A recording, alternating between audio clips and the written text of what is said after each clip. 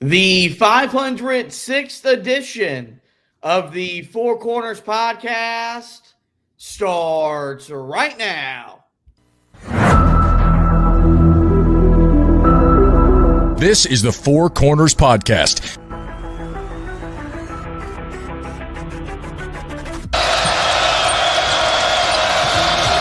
that could make a difference. Lawson at the buzzer. Got it! Maybe not. Ty Lawson wins it at the buzzer. Deep three. And Green rips down the rebound in traffic. 4-on-1. What a great job. What a terrific job in transition. I mean, you couldn't plan that any better as a coach. Gets the roll. Here we go. Page has it. Carolina down one. 84-83. Page into the front court with 4 seconds. Page to the rim. Got it! He got it! 9/10 of a second to go. Inbounds. Washington gets it to Warren. His full court shot. No good. Marcus Page baby. Does it for the Tar Heels. Carolina wins it. Don't force it if you're Goss. Comes in. Blocked by Meeks. Buried up ahead to Jackson. And he tucks it down for the 5-point lead. Matthews off the mark. And this year the confetti is going to fall for North Carolina. They're not going to be denied this time. Inside 30 overall. Love, top of the key. Oh! Big time delivery. Here are your hosts, Josh Marlowe and Anthony Pagnotta. Hello and welcome into another live edition of the Four Corners podcast. We are powered by Carolina Electrical Services. Josh and Anthony here with you guys on a Saturday night, about an hour or so after Carolina went on the road to Syracuse and defeated the Orange 88-82 to snap a 4-game road losing streak and get back in the win column, really kick off this final stretch of play with the win. And we've talked about Carolina's in really must-win mode the rest of the way. It's not about how it looks as long as they find themselves on the right side of the scoreboard. And the good news is today there's a lot of fun stuff to talk about, a lot of pretty stuff to talk about as Carolina played really well offensively in the win. We'll take a look at the box score. We'll deliver our quote from the game from Hubert Davis. We'll have the stat of the game, more thoughts, and more takeaways. We'll go ahead and get right into the initial reaction from this. As I mentioned, Carolina wins 88-82. They now find themselves 15-11 on the year and 8-6 in conference play. The Heels improved to 14-4 against Syracuse, and they're 6-3 at the JMA Wireless Dome. So two very impressive numbers against a program that has a lot of winning tradition in its history. Carolina shot 49% from the field. They shot 46% from three, and they were led by Ian Jackson, who scored 23 points off the bench. It appears that those midweek film sessions with Hubert Davis really paid off, and the freshman looked like the guy we saw back in the month of January. And then Jae'Lyn Withers put together his best performance of the year, 19 points, 6 rebounds in 24 minutes for Carolina. And you could maybe argue his best performance as a Tar Heel. I know he had a double-double, in the NCAA Tournament a year ago in the win over Wagner, but all things considered for where Carolina is right now and how important this stretch of play is, for him to step up and deliver like that was really big for Carolina. R.J. Davis continued to be the guy we've seen here recently. Was just a very quiet, effective game, 16 points, 6 assists, and 5 rebounds. All in all, though, Carolina got contributions from everybody who played.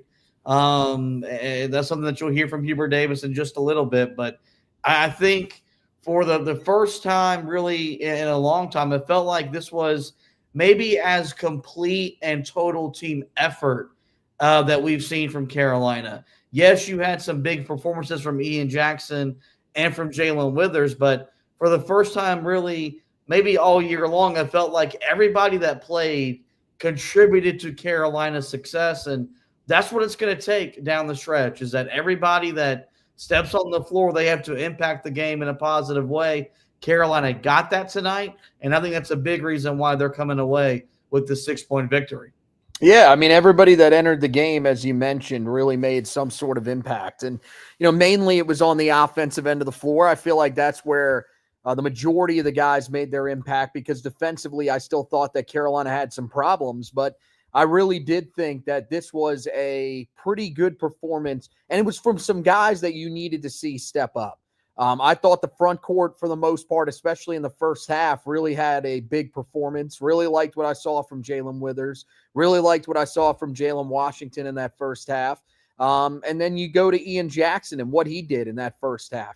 That was, a rebounding or, a type of performance that we really have been waiting for from him. We have talked so much about how important it was for him to be able to bounce back and get back to the player that we saw in the first half of conference play. And that was what we saw tonight. That was Ian Jackson out there tonight. And yeah, the second half wasn't exactly as good as the first half from him, but still, I'm going to take that performance every time that Carolina steps on the floor, if you can get it from him. Because yeah, then you mentioned, RJ Davis with 16 points, very solid, especially in that second half for Carolina. And this was, needed, because one of the guys that really didn't have that great of a game in this one was Seth Trimble. So you needed other guys to be able to step up around him, at least from a scoring perspective from Trimble. Did pull down 8 rebounds, so still a solid game from him. But yeah, all in all, I like the effort that Carolina brought. Rebounding wise, Carolina only out rebounded by 4 by one of the better rebounding teams in the conference. They pulled down 13 offensive rebounds for themselves. So, I think that overall there's a lot to like. It's just, you wish it would have been a little bit easier. That was the one thing that Carolina really struggled with. I thought in this game, was being able to put away a Syracuse team that they had on the ropes multiple times. And we've seen that throughout conference play at times for Carolina, where they have teams like, especially NC State. That was the game that really came to mind the most today watching this game, where you had them on the ropes. You could have put them away and you let them back into the game. You did the same thing against Pittsburgh in the game that you ultimately won. It was the road game. That's right. Where you let them back into the game and it allowed them to win that game. So this one could have gone either way. Luckily, Carolina makes their free throws down the stretch in this game and does what they have to do to get the ball inbounded on that possession where Drake Powell eventually goes to the line, and that allows Carolina to hold on and win this game.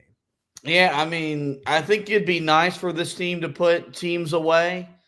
You're asking too much for this team to do that on the road. They're capable of doing that at home. We've seen them blow by opponents and leave them in the dust. You look at the blowout wins that you got over, SMU in California, for example. But on the road, this is how it's going to be for Carolina. If they're going to win, it's going to be dramatic fashion. It's going to be grinded out victories. And you just got to make enough plays. And that's what they did today. They made enough plays, despite, leaving some points there at the foul line. RJ Davis missed a free throw where he could have went 2 for 2. Elliot Cadeau missed the front end of a 1-and-1. All those things could have come back to haunt Carolina if they would have allowed it to. I thought today this was really the first time on the road it felt like they handled adversity well. They felt something negative. Yep. They something negative happened, something bad happened, and they responded. That's been their biggest issue, is that they would build a double-digit lead, and it would evaporate because that's basketball. That's what happens.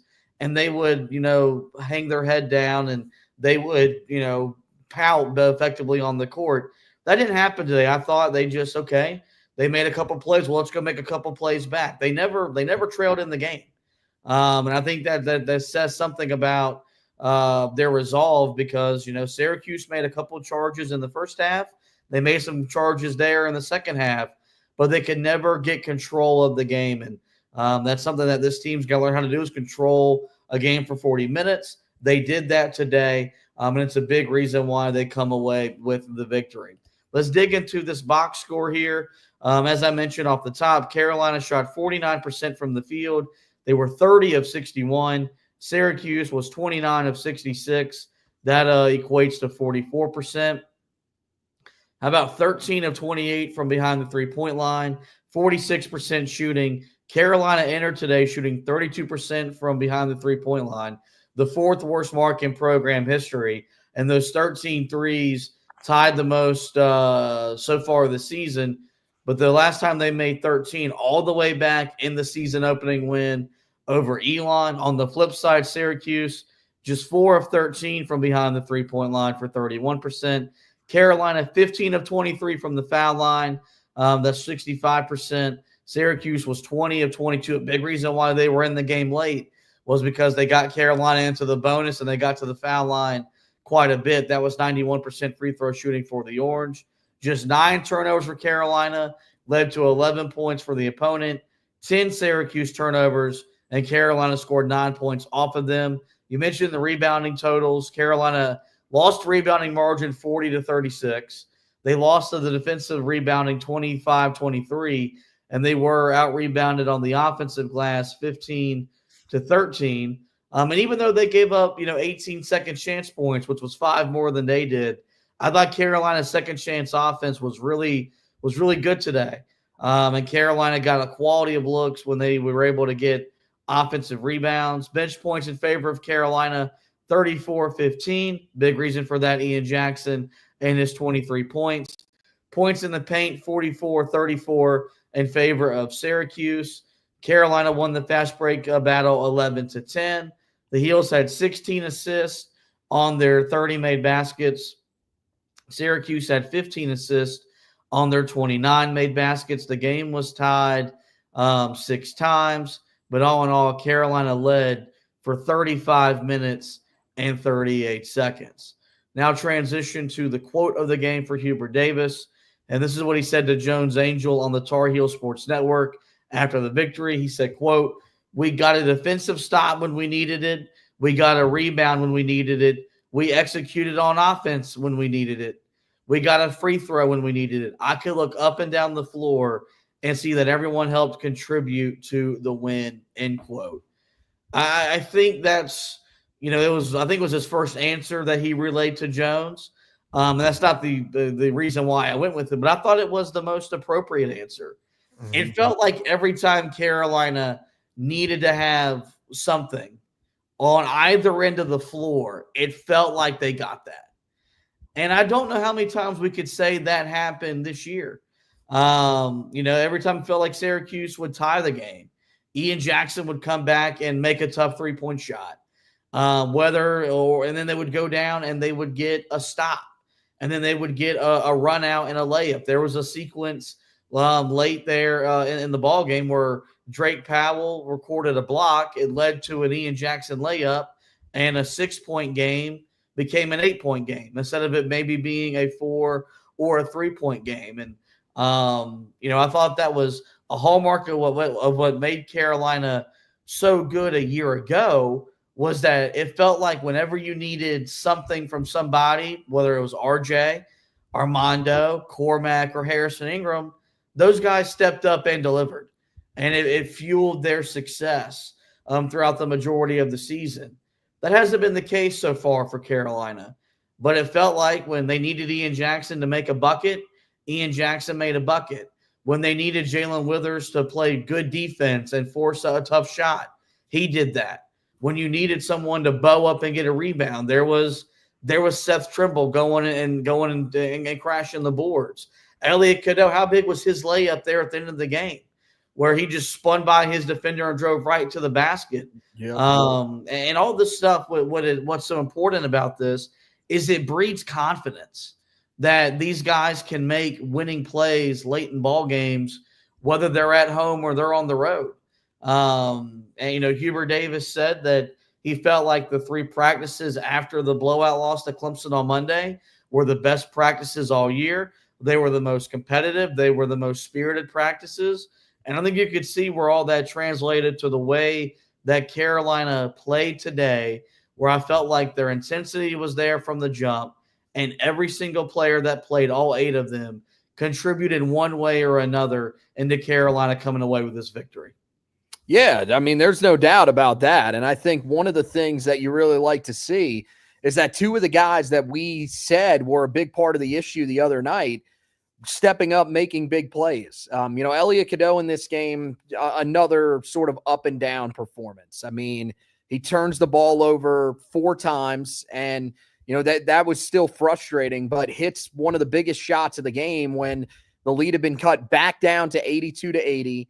He comes back, responds to that with a key lay-in, and Carolina goes back up by 4, and the margin never got any closer from there. So credit to him for stepping up and making a big shot.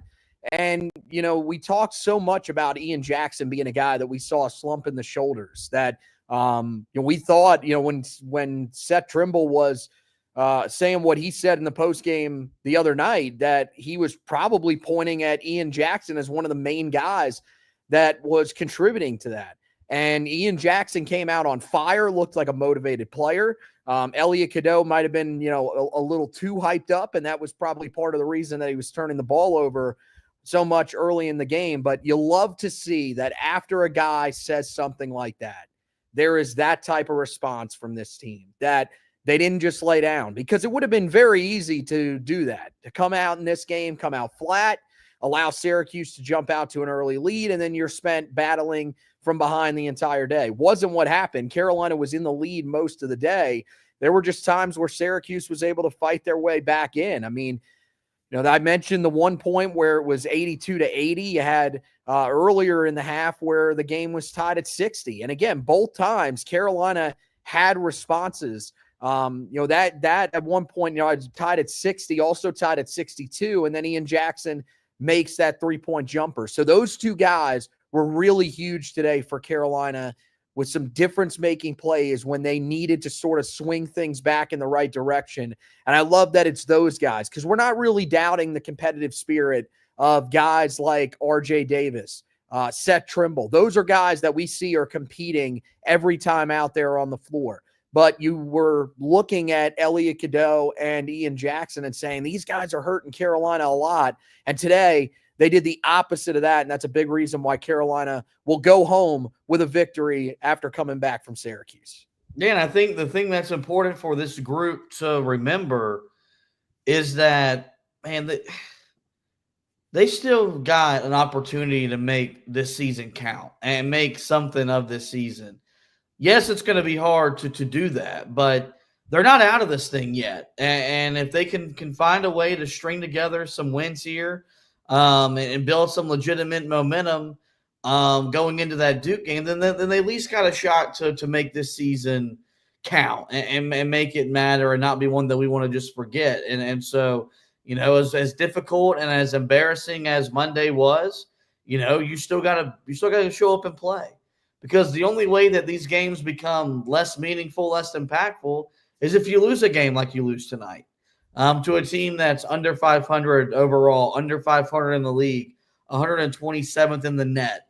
But you didn't do that, and you met the moment. You know that they were going to be fired up to beat you, because a win over Carolina would have salvaged their season, which is pretty pathetic for where Syracuse basketball historically has been over the last 50 years. But that's where they're at under Adrian Autry, where if they would have won tonight, most of their fans would have been satisfied with the season, despite Carolina not living up to the preseason hype and expectations we had going into the year. So,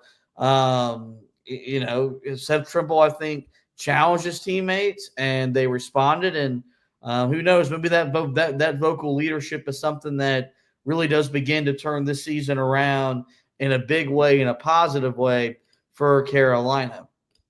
Look at the stat of the game. To me, I thought it was simple and I thought it was easy.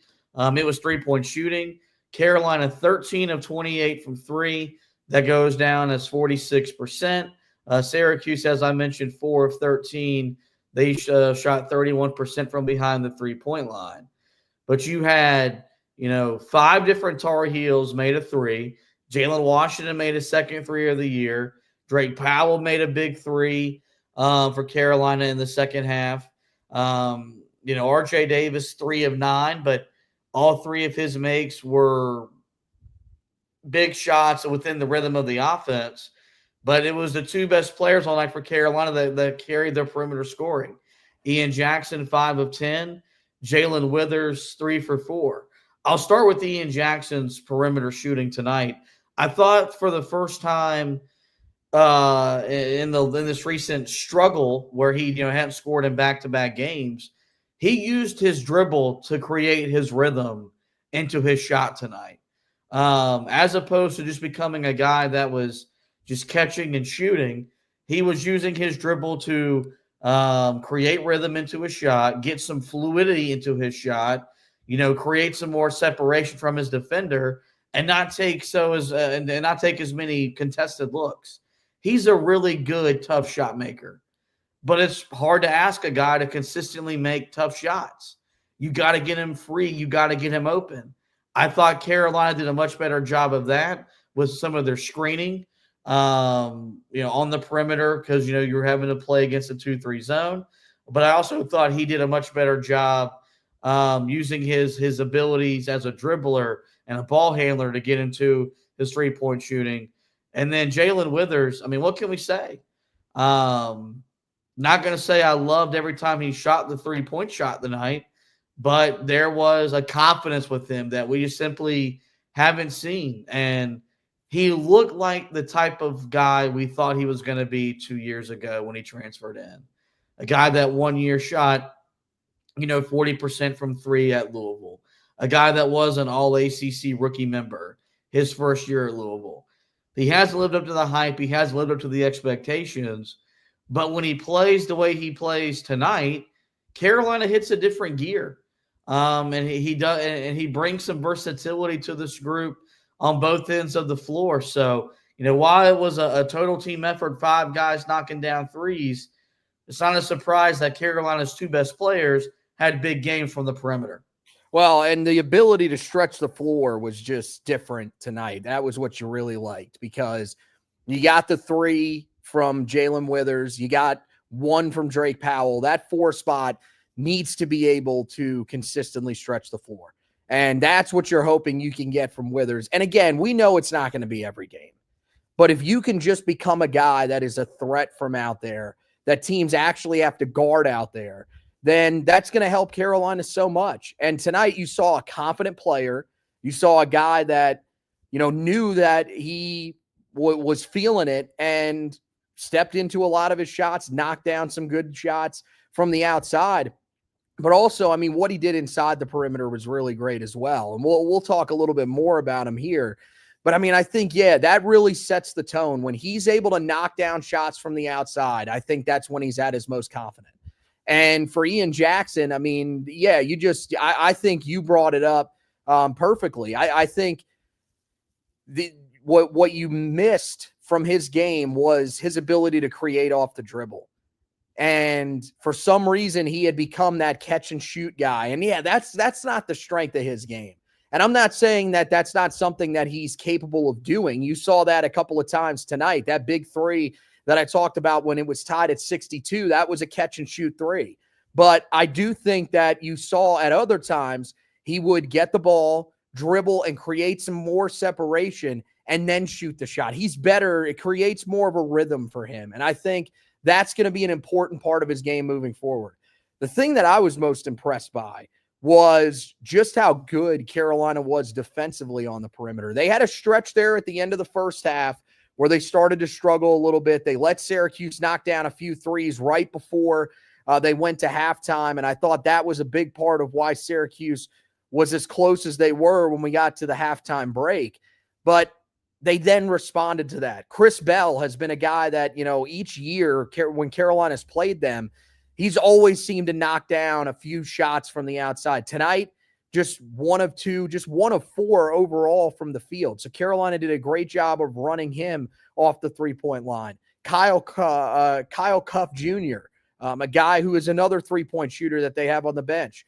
0 of 3 from beyond the arc. The only guy that was really good from beyond the arc tonight was Lucas Taylor, who was 2 of 2 from beyond the arc. Even J.J. Starling didn't hit one from the outside, although he's not shooting great there for the entire season. But that's the thing that Carolina did, and that was the difference in this game. That's how you're going to outscore teams. And on a night like tonight, and really, I think we've come to the conclusion that, yeah, there have been some good defensive performances from Carolina, but overall, this is not really that great of a defensive team. They struggle. They allow a lot of points, and we saw it again tonight, that a team that really isn't scoring at that high of a clip. I mean, Syracuse came in averaging around 73 a game, and in this game, they put up 82 because Carolina allowed a lot of easy baskets. I think that for Carolina, being able to outscore these opponents is important, and being able to knock down the three ball is a big part of that and something you're going to have to see moving forward, especially when you look at that final game of the regular season against the Duke Blue Devils. Oh, look, Hubert has said all year that he thinks they're a better shooting team than what the numbers have suggested. You saw that tonight. When you've got multiple guys making multiple perimeter jump shots, it does open up scoring opportunities for others. And Carolina was able to take advantage of that.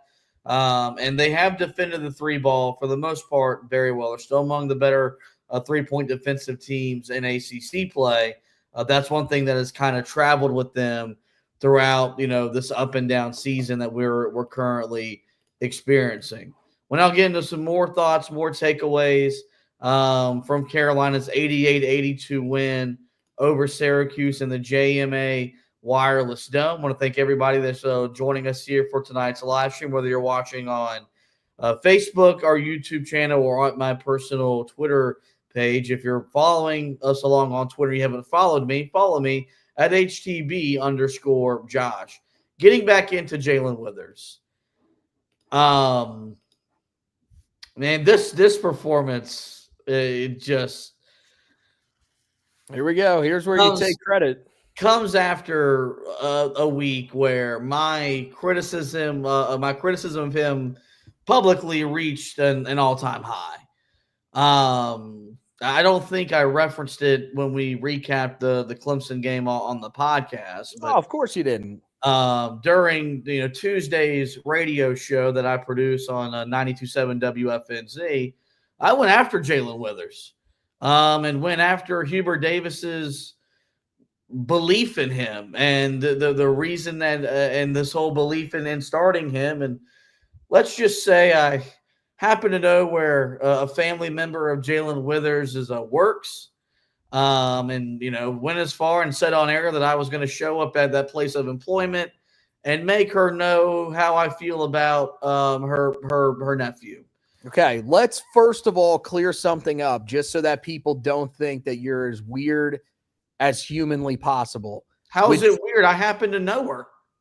No, you don't happen to know her. No, she works at a sporting venue, we'll say, around this area. Why are you interrupting my moment? Because you just basically said, I've hunted this woman down at her place of business.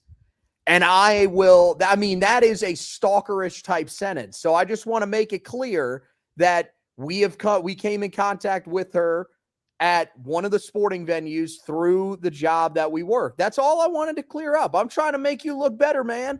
Yeah, no, you just completely ruined everything that I was getting at. This performance happens after these comments I made on the air, which were not received well. Newsflash, doubling down on these comments on Monday morning show. But I do think like tonight was the perfect example of what Jae'Lyn Withers can be and why we've been frustrated with him in his 2 years here, because we know this is what he's capable of being. We know that he's capable of being better than what he has been statistically, and better than what he has been just in like terms of watching a player play. There are some nights he has been so bad, you wonder how he even played at Louisville, because he did not look like an ACC player. And then he has performances like tonight that make us scratch our head and go, where why hasn't he been given a bigger role? But I think it ultimately shows the belief that Hubert Davis has in him, and why I have kicked and screamed and yelled for him to not have a role on this team. No matter what, this guy has been given opportunity after opportunity, but there's no way to say this. Carolina doesn't win this game without Jae'Lyn Withers.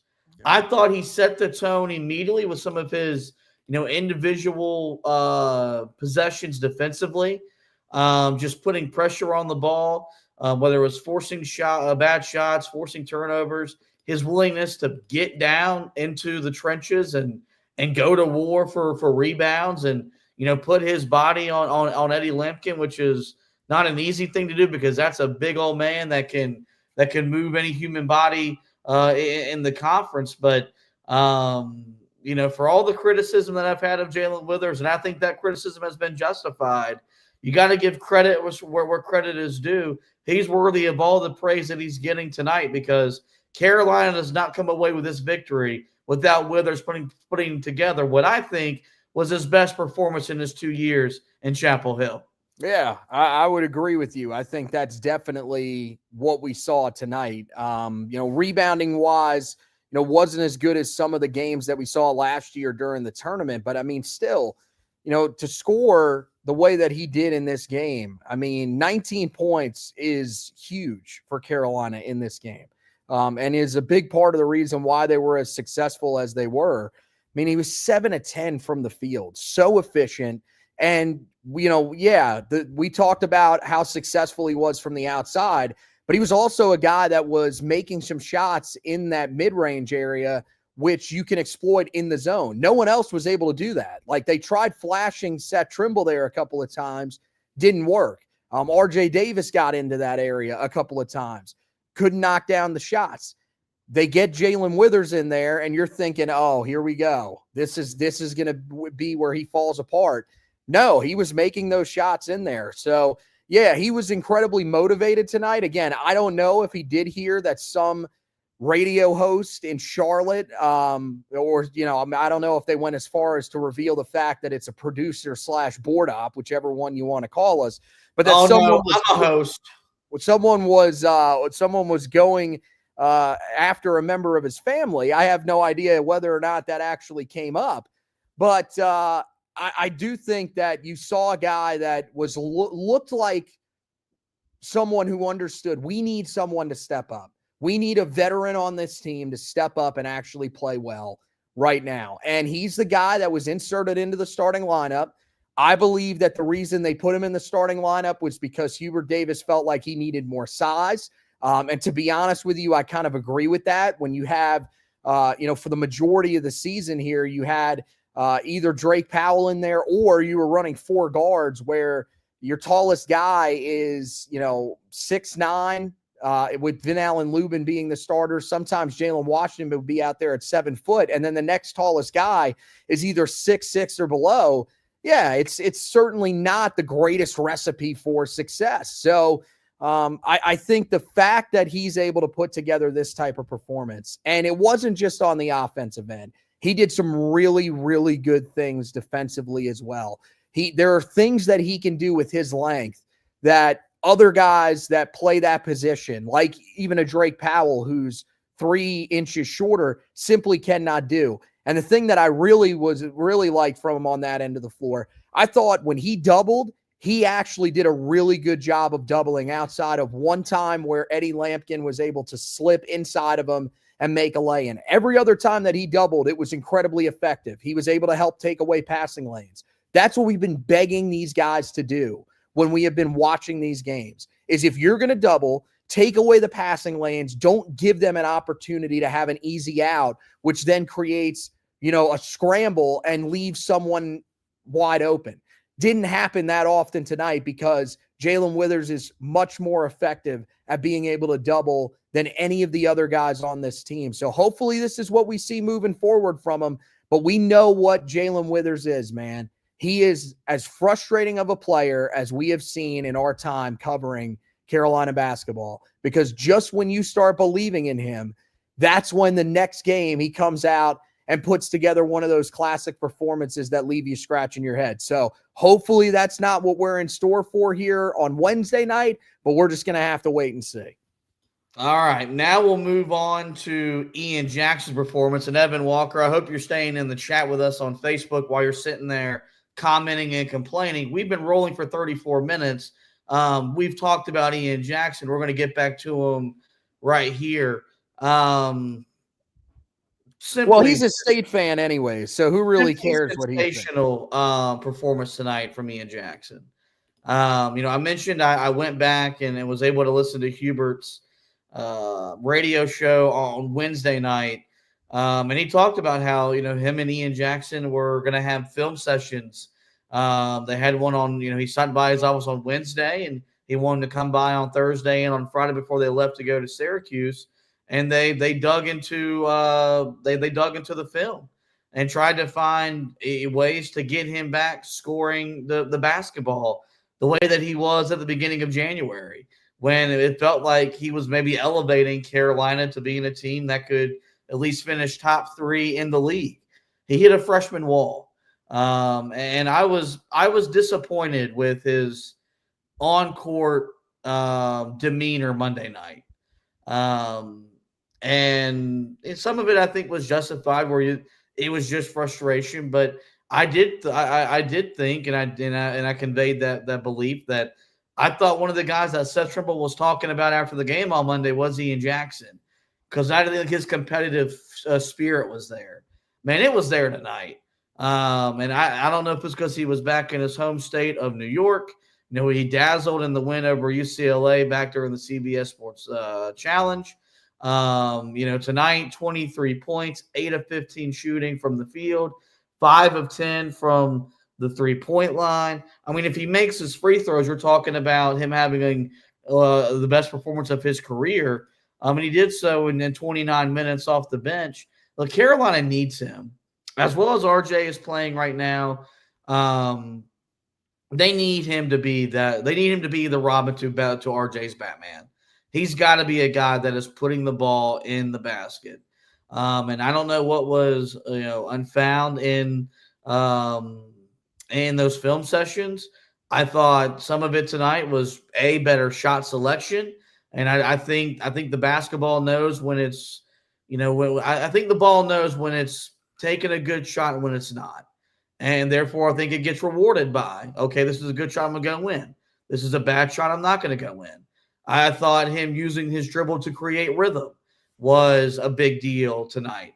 I thought there was some better screening action to free him up as well. But simply put, everything looks better when the ball goes in the basket.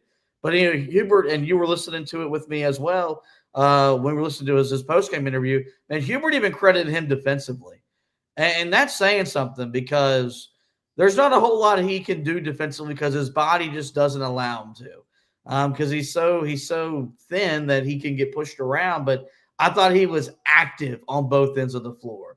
I thought he competed on both ends of the floor. It's easier to do that when the ball goes in the basket. But if the ball's going to start going in the basket like it was back in January, it's going to put Carolina, I think, back in a position to beat up on some of these smaller or some of these lesser opponents going down the home stretch here of ACC play. When you saw he was ready to compete on that end of the floor when he had the early steal and then finishes that with a dunk. I thought that was really big, and it showed that he was locked in, ready to go for this game. I think the biggest thing that you were hoping was that eventually that shot was going to return, because if it didn't, Carolina was going to struggle to win these games, probably wouldn't win tonight. And that would have ended any hopes of them finding a way to get to the NCAA tournament.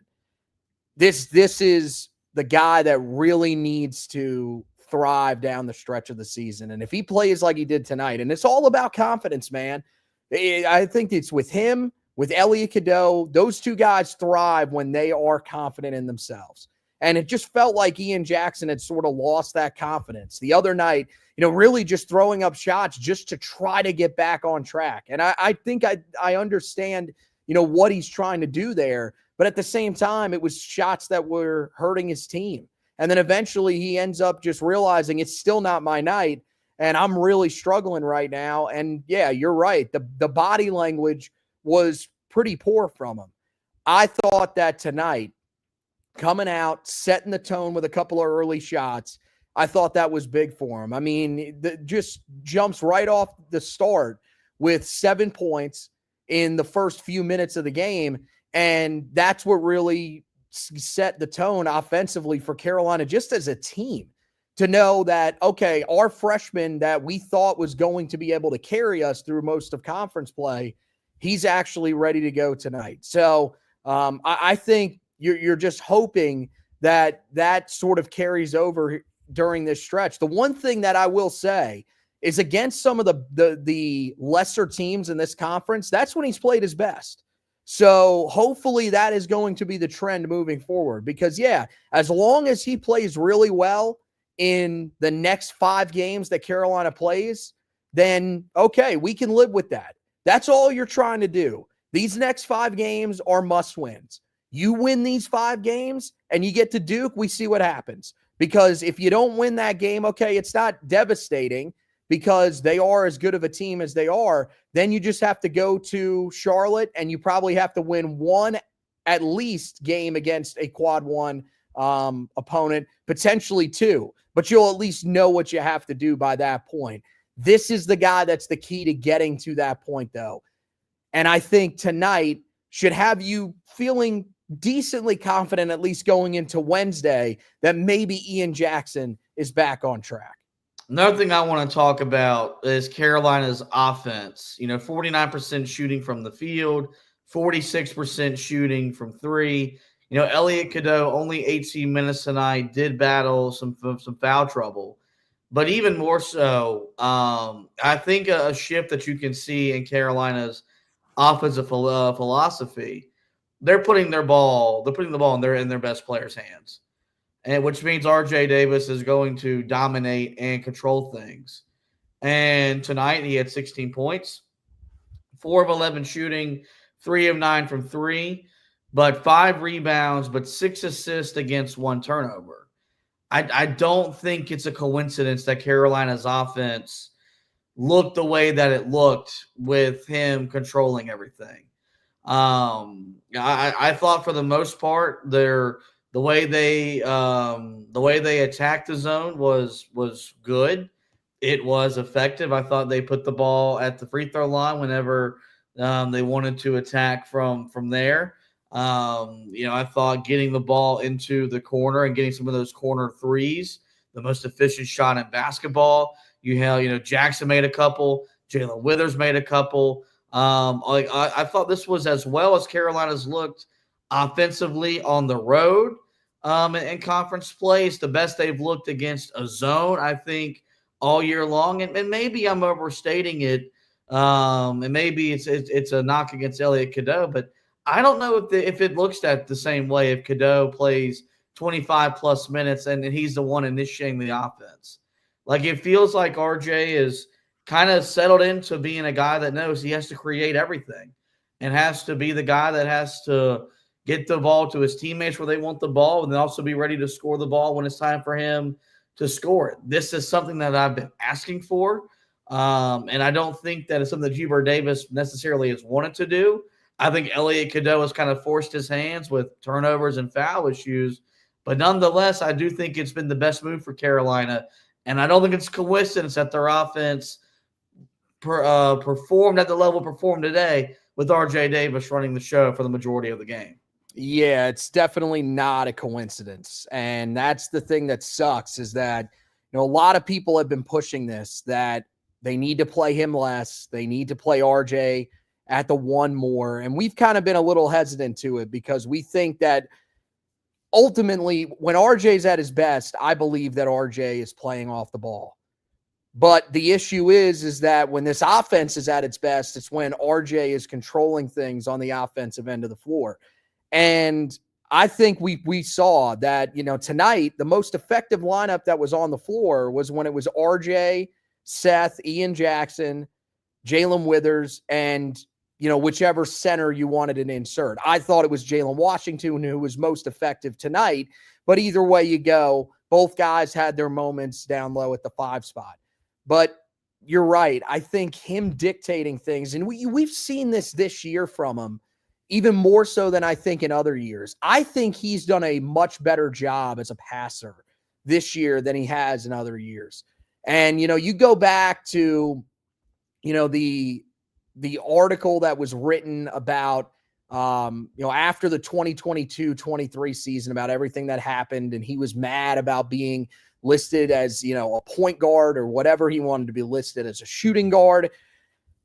It doesn't really matter, but you've seen that he seemed to adjust. He's realized that they need him to be a guy that passes the ball. And I think, if you're looking for a silver lining of his struggles early in the year where he wasn't shooting great, he thought to himself, okay, I'm not shooting great. So what I have to do instead is I have to be able to move the basketball to my teammates that are shooting better than me.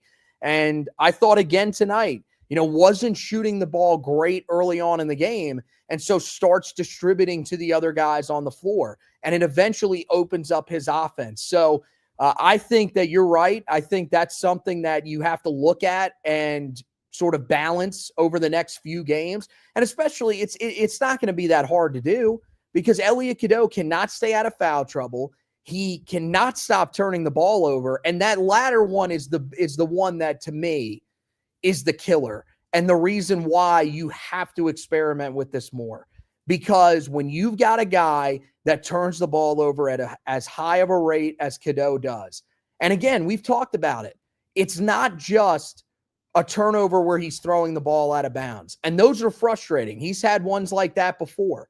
It's the turnovers of that turn into easy baskets on the other end. It is the ones that result in dead balls, but it's on passes that should not even be close to being turnovers because there's no pressure on the ball. That's what makes you pull your hair out. And so with the way that this group looked tonight, I would hope that that's part of the plan for Hubert Davis moving forward, is let's see what RJ can do at that one spot, because you saw, especially if Ian Jackson is going to play the way that he plays tonight, if RJ is the guy that can unlock that in Ian Jackson, you have no choice but to play that sort of that style moving forward, because that's what's going to lead to your most success. All right, the last thing I want to talk about before we get to the discussion topic and we hand out some game balls, I do think, and look, I know we gave up 82 points and 44 of them came in the paint. You did see some noticeable defensive adjustments from Hubert Davis in terms of picking up full court press in the first half, in the second half, and I think they played. It was one possession of zone, and I think they were able to force a turnover out of that, and then they got back into their man-to-man defense in the half court. John Crispin was a guy that was on the broadcast, a guy you've heard me interview before. You'll probably hear me interview him on Monday or Tuesday of next week. If I had to guess, he was a big proponent of it. And even though there was a possession where Syracuse was able to get a layup, he said, do it again because of what it creates. It creates a rhythm. It gets the pace to where Carolina wants the pace to be at. And Carolina feeds off of that. And, Hubert addressed it during his radio show on Thursday that I think now he realizes he's got to do these types of things more often. They ran a run and jump. Now, granted, it was a possession that ended up in a Syracuse dunk, but when you don't do these things consistently, it's hard to ask them to be executed time and time again. But, look, we've been very critical of the lack of full court pressure throughout the duration of the game. Hubert decided to deploy it basically after made free throws or dead ball situations whenever he did it. And I thought for the most part it was effective. It changed up the rhythm of the game, the flow of the game. And I thought Carolina, when they were playing their best defense, it was coming out of that. And so the most important thing here is that Carolina just did something different. Like they were willing to try. What's been really frustrating during this losing streak on the road and then this 2-5 stretch in the last 7 games is that I felt like Carolina was just reluctant to do anything different. Yep. And that, this is this was the game plan. This is what we're going to do. And you can't coach like that. You can't be you can't always be reacting to what's happening. You got to be proactive and create what's going to happen. And I thought Carolina did a much better job of that. There was a better sense of urgency, I thought, from the coaching staff. And even though this team may have gave up 82 points for the game, I thought there were key parts in the game where those defensive changes helped Carolina get the win. Yeah. I definitely think that's something that we have to feel really good about, is that Hubert was at least trying something different. And I don't know why it took this long. This was basically a mini bye week. They already had a bye week, though. Why did it take you this long to actually start implementing other stuff? And, I mean, John Crispin said it. He wishes that they would run the full court press for 40 minutes because it's so successful when Carolina runs it. Now, I don't know if they're built to run it for 40 minutes because, especially with a foul-prone guard like Elliot Cadeau, and you saw tonight that depending on how the game is officiated, you're going to get into foul trouble. Okay, that's fine. I think that you probably can't run that the entire game without getting a lot of guys into foul trouble. They're going to start calling it tighter. At the same time, I do believe that you do have to look at what happened tonight. Look at the fact that when you did throw some different stuff at them, it did sort of throw them off. Big reason why Carolina still allowed 82 points is because, they still were playing a lot of half-court man-to-man, where if they would have played more of the full-court pressure that we've seen, if they would have played more zone, potentially, maybe it does work out a little bit better for you. And again, with the zone, we've seen it so little. It's very experimental. So if it doesn't work, okay, get out of it. But that's just what we're looking for, is can you find a way to actually throw some different things at teams and make them uncomfortable? Because you have to be able to do that. You can't just let things be all that easy. And again, tonight, you saw the trouble that Carolina has of staying in front of certain guards. J.J. Starling in that second half, tremendous at getting to the basket. So I definitely think that Carolina has to keep trying some different things, see if it works, because, there are some good offensive teams that you're going to face. Florida State is not going to be easy. They've had moments this year where they've put together really good offensive performances.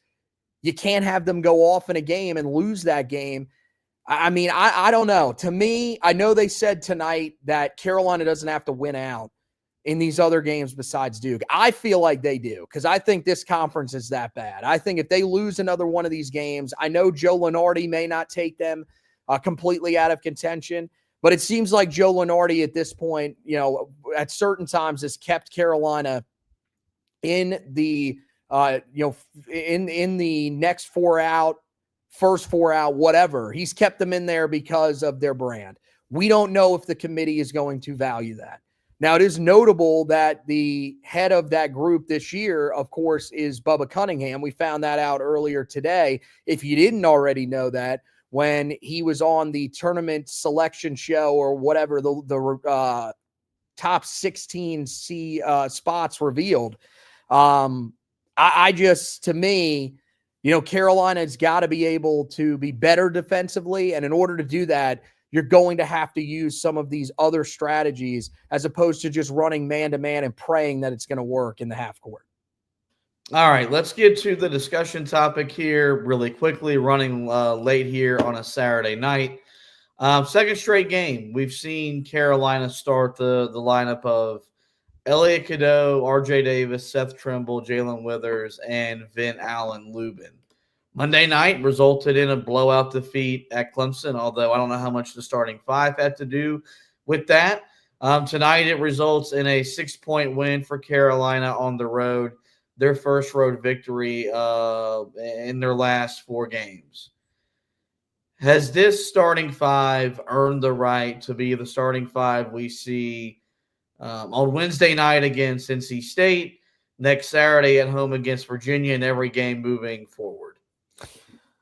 That's a little, I don't know. That's strong to me. I think at this point you're kind of taking it game by game. The one thing that I will say that I do like a lot about this lineup, and one reason why I would think that it probably remains in place, is because you do have more size on the floor. You've got 2 6'9" guys out there. You know that Jae'Lyn Withers is capable of rebounding. We've seen some of the things that he's able to do defensively that can throw off some of these big men. The good news is that you don't face a big man. Like, you're not facing Maxine Reynaud down the stretch of the season. The best big man that you're going to face probably the rest of the way is Kaman Malawach. And that's a guy that, look, it doesn't really matter what you throw at him. He's either going to be on or he's not. You don't have a guy that has the size to be able to compete with him. So I think for Carolina, yeah, you probably want a little bit more size on the floor. You want somebody that can do some different things defensively than what we've seen from some of the other guys. So I do think that there is a good chance that this is the group that we see. I know that Ian Jackson coming off the bench, depending on how he's playing, some people are going to be frustrated with it. But I think that's just part of it. You know, the way that he played during that stretch, you know, he's going to have to prove that he is worthy of being a starter once again. And if that happens, I think you're probably taking Cadeau out of the starting lineup and you're rolling with RJ Davis at the 1. You're not going to take Seth Trimble back off, because we've seen with Seth Trimble that no matter what, he is a much better player in the starting lineup than he is coming off the bench. He has been much more effective in that role. When he was coming off the bench, he was really struggling. So I think you've got to keep him in the starting lineup. But yeah, maybe it is Cadeau that ultimately ends up coming out if Ian Jackson plays another game or two the way that he is. But I think it also depends on what the results are. If Carolina continues to win, man, we're as superstitious as it gets. Stick with the guys that you have until they show you that they're not capable of winning games. I think that's what Carolina should do in this circumstance. And I know this was the starting lineup that started against Clemson, but I think that was just a bad matchup all around. I think Clemson this year is a much better team than Carolina. And look, that's a problem in and of itself, but that's something you can't address until the offseason. I think right now, this is the lineup that needs to be used here going forward until they prove to you otherwise. Yeah, I guess it's not unfortunately that I feel the same way. You seem thrilled. That's where I'm at.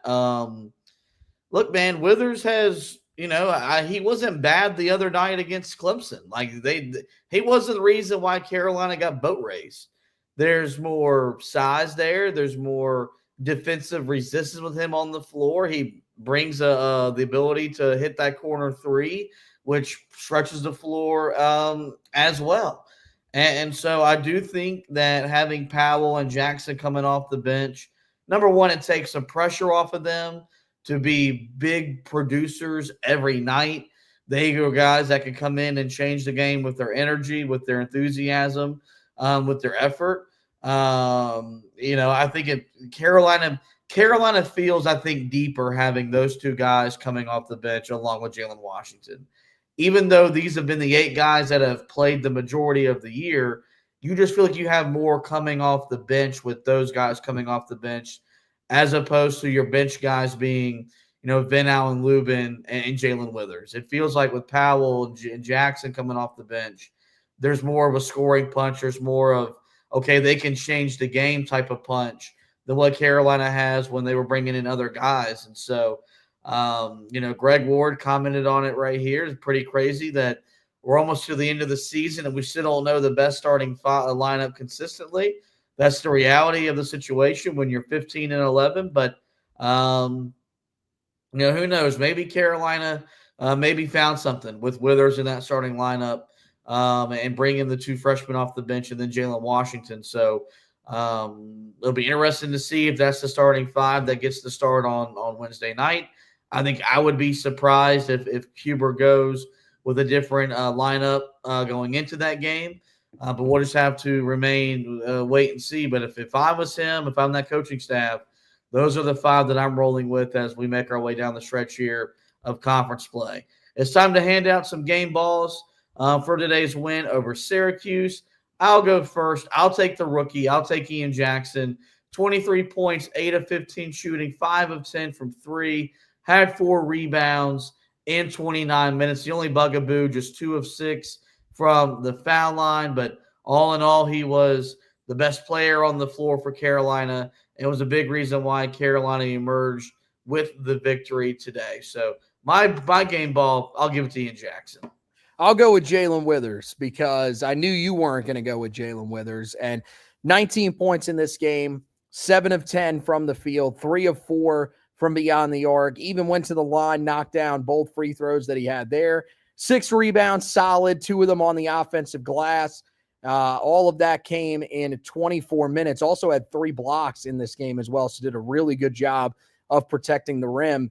Biggest thing, the reason why he played 24 minutes was because he fouled out.